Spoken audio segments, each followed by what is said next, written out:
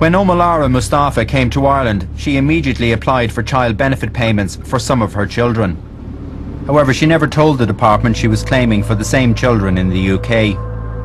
Because she was claiming in the UK, she was not entitled to claim here.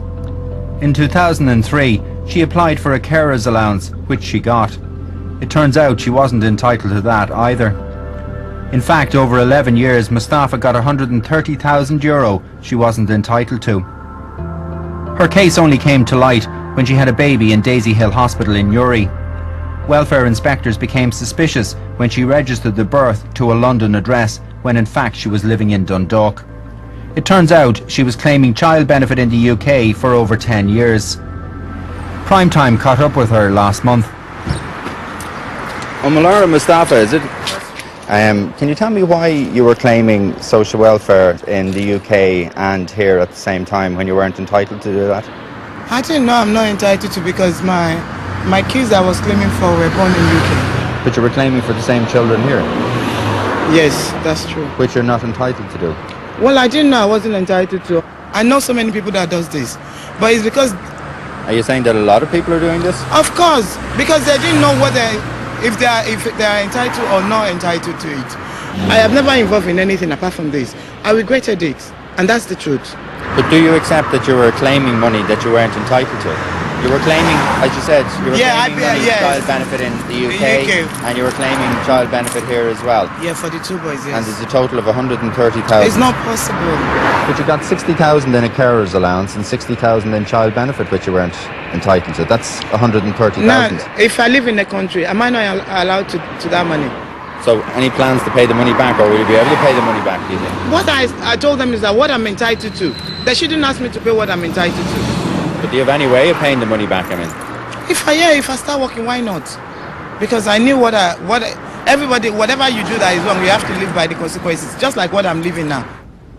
According to Mustafa, the department has suspended all her claims, and they are looking for the €130,000 to be repaid.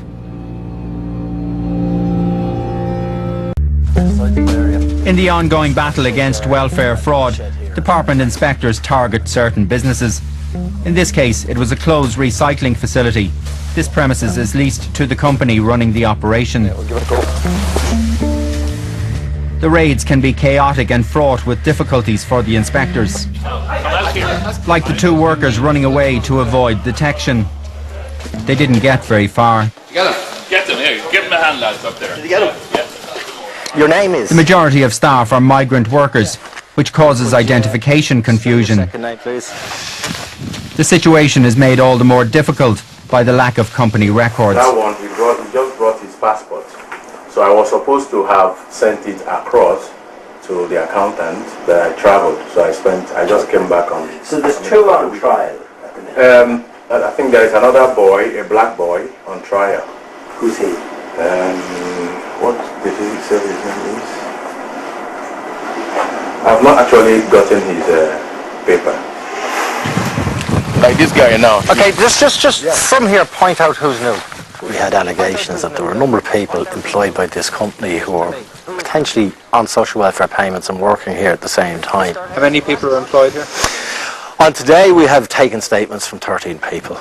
How many of those would their issue in relation to social welfare be in question? Well, we have issues in relation to 5.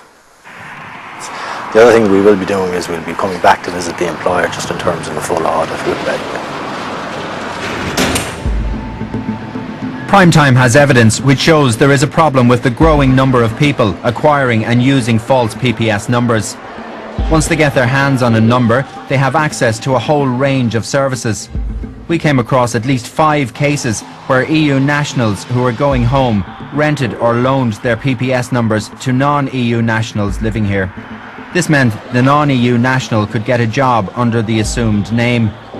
At the same time, they could claim social welfare under their own name or their partner's name. One such case is Morris Agbawera from Castlebar. When he came to Ireland, he rented the PPS number of an EU citizen who was going home. Using this identity, he got a job in a local factory. We spoke to Mr. Agbawera about this. How did you manage to get somebody else's identity? My friend was here, Yeah. and he wanted to move back to England. He was an English person, was he? No, Dutch nationality, yeah. Right, Dutch? Yeah, Dutch. Okay, and he had a PPS number. You were working under his identity? Yeah, just his PPS number. And did you have an arrangement with him? He said, with this you can get a job, and if you get a job, you give me €100 a week. And for a year, when you were going into the factory and collecting your wages, you didn't know that was illegal? No. But you were also claiming social welfare under your own name? I wasn't claiming, my wife was claiming. Your wife was claiming, but she said that you weren't working? Yeah, she went and said, okay, my husband is not working. But you were working? Yeah, I was working, yeah. So basically, between the two of you, you were defrauding the system? I didn't know that was defraud, honestly. I didn't know. You didn't know that was defrauding the system? No. But you defrauded the Irish taxpayer of €17,000. 17,000 euro? No. But you agreed you were going to pay the €17,000 back? Yeah, honestly, I feel sorry. I feel sorry, I feel guilty. I feel guilty. I said that in court as well. I feel guilty. And that's why I said in court, I said, I feel sorry for what I did, and I'm willing to pay back the money back. Are you going to pay that money back? How will I pay the money back? No, I don't know. I'm only asking you. That's what I'm saying. Are you paying the money back? How will I pay the money back? There is an element of sophistication around that type of fraud. So obviously there is a network there. People, are becoming familiar with the fact that this can work for them. In 2001, Ishala Aramidi and his wife came to Ireland. They settled in County Mayo. Just like Morris Agbawera, Ishala Aramidi rented a PPS number from another immigrant who was going home. Using the false identity, he got a job, and every week he paid a percentage of his wage to the owner of the number. At the same time, he got a PPS number in his own name. Using this, he applied for and got social welfare payments. Over an 18-month period, Aramidi fraudulently claimed more than €33,000 in benefits. We called to his house to talk to him about this.